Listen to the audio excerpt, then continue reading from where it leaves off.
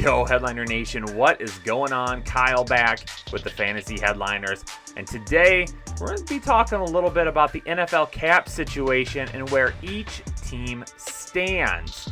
Right now, it is still kind of a fluid situation, okay? The NFL cap for the 2021 season has not officially been set in stone yet.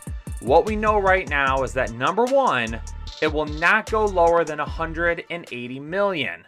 And number two, it appears that it's going to be right around $185 million. Now, a lot of teams were expecting the cap to be more in the 210, 215, 220 range for this coming year. But obviously, because of the COVID situation last year, missing out on a lot of different revenue generated from stands being filled, that's not going to end up being here for 2021. So some teams are really going to have to adjust. And in this show, I've got the teams that have the biggest room that they need to make up for, and the teams that have the most money to go ahead and spend. So let's go ahead and take a look at it real quick and jump into what teams first are over the cap. And the teams that are going to be the furthest over the cap, there's a few of them, okay? And they are quite a bit over. The team with the most right now are the New Orleans Saints. They've got to find a way to make up about $47 million. Now, the reason that the cap being lower is such a huge issue this offseason is because, again, a lot of teams built rosters around the cap continuing to go up. That flexibility that the NFL has seen from growth year after year after year, it's not there anymore. It's not there right now and likely won't be back there for another year, maybe two. So a team like the New Orleans Saints, they're going to have to walk away from some guys this year to get under that cap. And don't forget, we still have free agency to go, and we still have the draft. So you're going to have to sign players. You're going to have to sign your draft picks. First and foremost, you're going to have to get your draft picks in and signed. But then again, there's going to be teams who want to make some additions during free agency, want to make some signings. There's a lot of teams right now. Are they going to franchise tag somebody? Are they not going to? And because the cap hasn't officially been set yet, a lot of things are being placed on hold because teams don't really know what to do. We've seen some guys already become those cap casualties. Jared Cook, for instance, for the Saints. He was a cap casualty. Carlos Dunlap, we found out today, he was cut by the Seattle Seahawks. He becomes another casualty of that cap. There's some other teams that are going to have to make some things work. Like I said, the Saints are going to have a lot of maneuvering to do. Also, the LA Rams are going to have a lot to do as well. The Eagles are a big concern because they're in a situation where some of these other teams are not. Like the Saints, the Rams, the Chiefs, the Packers. Those teams, they're all contenders, right? Those are all teams that are expected to make a run for their division and the playoffs this coming year. The Eagles are a rebuilding team.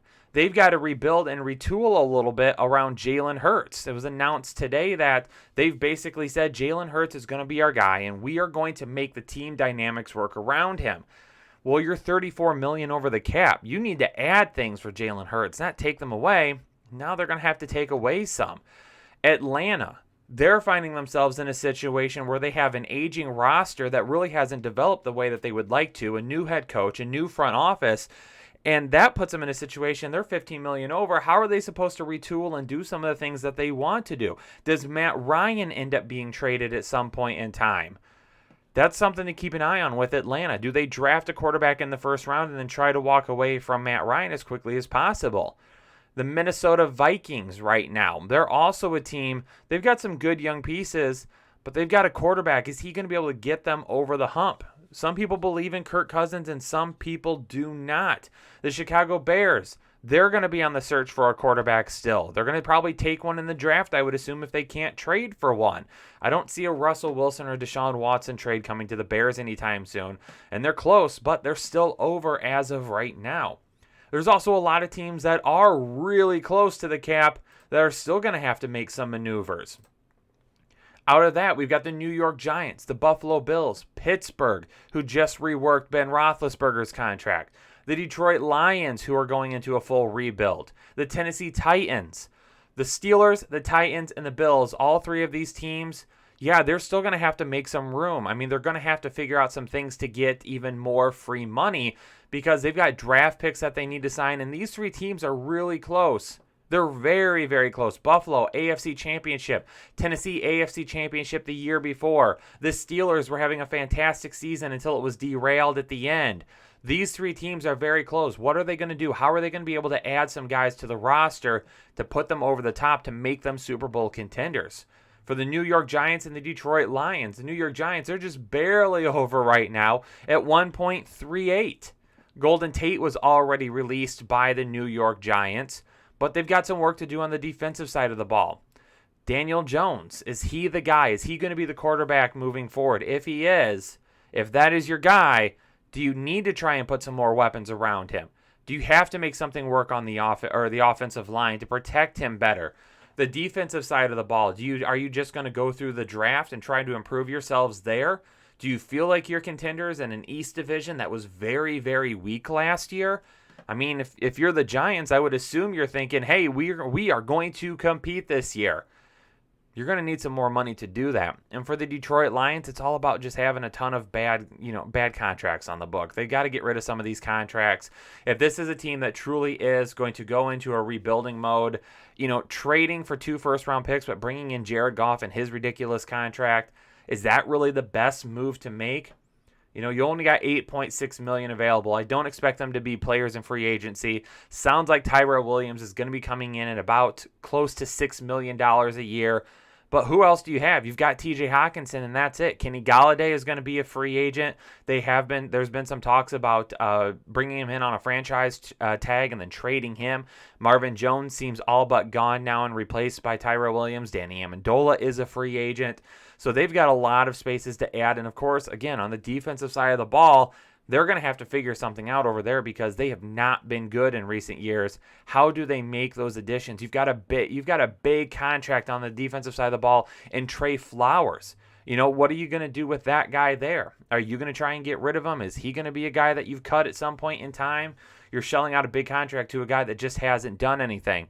And why? Because the front office, who all came from the New England Patriots, and a head coach who all came from the New England Patriots, decided to shell out a ton of money to, a New England Patriot. Well, we've got some teams that, aren't looking in that great of a situation. But we've got some teams that, they've got quite a bit of room. They can make some things work. Now, the Seahawks, the Cardinals, the Raiders, the Browns, the Cowboys, and the Buccaneers are all in between 10 to 19 million in free money as of right now. Again, though, they're going to have to do some things. Tampa Bay coming off of a Super Bowl year last year. You've got some guys to re-sign. A guy like Chris Godwin, franchise tagging him at about 16 million, that's going to eat away at your cap. It's going to be almost impossible to bring him in at that kind of a contract. So can you get him to sign a hometown friendly deal to keep him there in Tampa Bay? What about a guy like Devontae David? Are you going to try and bring him back? You got to keep some guys there that are getting ready to potentially head out. I know some guys are going to say, hey, we'll take the discount. We want to win another Super Bowl. That's the Tom Brady effect for you. But is 10 to 19 million going to be enough to do that? The Dallas Cowboys, let's face it. They need to win, right? They got to make some moves. And they still got to bring back Dak Prescott. Like, how are you going to do that? How are you going to bring back Dak Prescott with only 10 to 19 million available? Or are you making a move in the draft for a quarterback? The Browns and the Cardinals and the Seahawks. The Seahawks, could they gain some more money by trading Russell Wilson? Maybe that's part of the reason why they're thinking, let's move on from Russ. Let's try to figure something else out at the quarterback position. He's not happy. We're not happy. Move forward. The Cardinals just made a signing with J.J. Watt, bringing him in. They've got a lot of really good weapons on the offensive side of the ball. The offensive line took a step forward, but the defensive side of the ball is still going to need some playmakers. Is 10 to 19 million going to be enough to make that difference? Maybe with some more free agents and in the draft. The Browns are super close. The Raiders are close as well. But again, the defensive side of the ball, these teams that are close, because that's where you see it. With these teams that are close, that are looking to take the next step, those are the teams that they've got to spend some money in free agency. They got to bring some guys in. And when you only have 10 to 18 or 10 to 19 million dollars available, it's hard to really take that next step. At that point, you're really looking towards the draft. but the draft could be a year or two out. So when you look at the Raiders, if they don't sign some sort of free agent to come in and help get that defense moving, are they really that close to winning, or are they still a couple of years away? The Cardinals, I think, are getting closer, but if they can't bring in that defensive player to kind of help make the defense more reliable, are they going to really be another year or two away? Dallas, are they going to be another year or two away? Can Cleveland bring in somebody to help as well? Are they another? Those are those things with those teams that are a year or two away. They got to make some moves in free agency. They got to bring in some veterans. They got to help the younger guys. You obviously have to continue to draft better. Free agency sometimes offers a little bit more of an immediate impact, but they're not going to have the money to do that. We've got 7 teams that are in between 20 and 39 million. Now, this is definitely giving a lot more wiggle room at this point for San Francisco, Baltimore, Los Angeles, Houston. Obviously, with Houston, they're just no comment. Denver, Miami, Carolina. 20 to 39 million is looking a lot better as of right now. This is really, really helping these teams, especially for a team like Miami that has their eye on a guy like Deshaun Watson. Can they bring Deshaun Watson in? 20 to 39 million is going to help. Because they're so far under the cap right now, that's going to help in those areas. For the Denver Broncos, they could walk away from Von Miller. Does that help a little bit? If they do that, then, they brought in, they already said that they're going to bring back Justin Simmons on the franchise tag. But if they walk away from the Von Miller contract, it gives them a little bit more wiggle room. Now you can bring back Justin Simmons on a longer term deal, make some moves on the defensive side of the ball, because that's really where you need to get better. And then on the offensive side of the ball, as long as Drew Lock takes another step forward, then you're good on the offensive side of the ball. San Francisco, they need to find a quarterback and really stay healthy. Baltimore, they need to add some weapons really for Lamar Jackson. That's first and foremost. That's what they need to do there. The Chargers need to put more people around another young quarterback, Justin Herbert. For those of you new to the channel, I'm joking. I know it's Herbert. These are all teams that have got some moves that they need to make, but they've got a little bit more wiggle room, which is great for them. What about the teams that have the most room, though?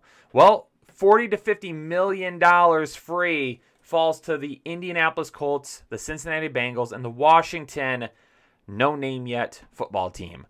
These 3 teams are going to have quite a bit of money to make some moves. And for a team like Indianapolis that just missed out on a division title, that has a lot of young, controllable pieces around them, just brought in Carson Wentz as well, so they were able to take on that contract, even though Philly's still paying quite a bit to him.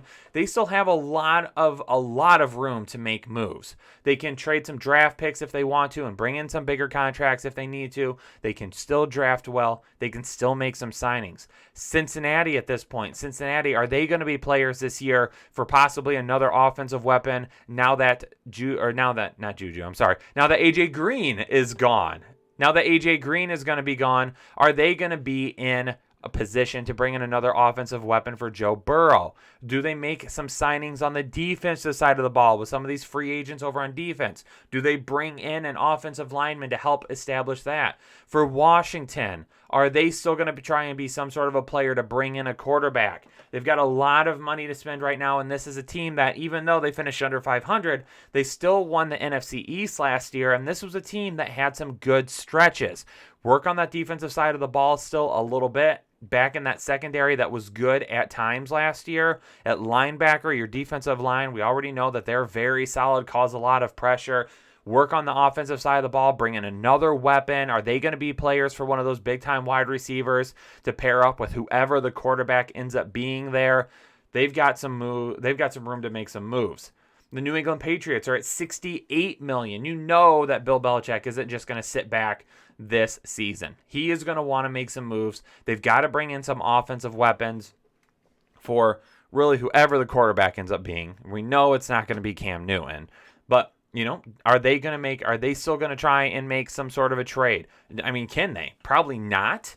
But they can attempt it because they have a lot of cap room available. They can take on those contracts of some of those bigger quarterback names that might be available out there. And if they do that, they've got room to work with. They don't necessarily need to give up a whole lot of extra to get them. because they won't need that former team to take on that contract. That would be a big deal. The New York Jets, also there in the AFC East, they've got $80 million available. Put the weapons around Sam Darnold, okay? Put the weapons around him. Beef up that defense a little bit more. You've got some good players over there, but make some moves to do that. Maybe bring in another weapon. Brashad Perryman was only on a one-year deal. Bring in somebody to go with Jamison Crowder. Bring in somebody there to go with Denzel Mims. Is Aaron Jones in play for them? Do they decide, hey, let's go ahead and just pay Aaron Jones? Yep, running back signings have not worked out the best in the past for them, but Le'Veon Bell at his point in his career is a little bit different than Aaron Jones right now. And then the team with the most money to spend is the Jacksonville Jaguars. They're the team with the new head coach, the new front office. They're really looking to make a splash. They have the first overall pick in Trevor Lawrence. They can go out and they can get him the weapons that they need. They can retool the defense and bring in some guys on the defensive side of the ball to really try and make this move a little bit earlier. If the Jaguars were in a position where they had a lot less cap space than what they do, that's where you get into trouble because, again, they're trying to build a franchise, or they're trying to rebuild this franchise. Now that they have some money available, they can maybe make that work a little bit quicker than if they didn't have nearly as much. Let's accelerate that process just a little bit. There you have it, Headliner Nation. That's what the cap space is looking like right now, and we have got a lot more to happen. Again, the cap space hasn't even been set at this point. The bare minimum, the floor is going to be $180 million. We're looking at about $185, but there's going to be a ton of people cut before this is all said and done. There is going to be possibly some more trades. Free agency still has to happen. You still have to franchise tag people. You still have to go through the draft. So there's still a ton of offseason content that's going to be coming, and this salary cap is going to affect almost all the moves that we see moving forward. So there you have it, ladies and gentlemen, breaking down the cap situation of all the teams here in the NFL. Do me a favor, if you appreciate that content, help us out here on YouTube. Those likes mean a lot to us, and they really help propel the videos. Number 2, hit that subscribe button. If you're new here to the Fantasy Headliners, stick around. Become a part of Headliner Nation today. And as always, leave a comment down below. What's your team's cap space looking like, and what do you see them doing with it this offseason? Ladies and gentlemen, appreciate you tuning into the video. Stay safe, stay healthy, and I'll catch you on the next episode of the Fantasy Headliners.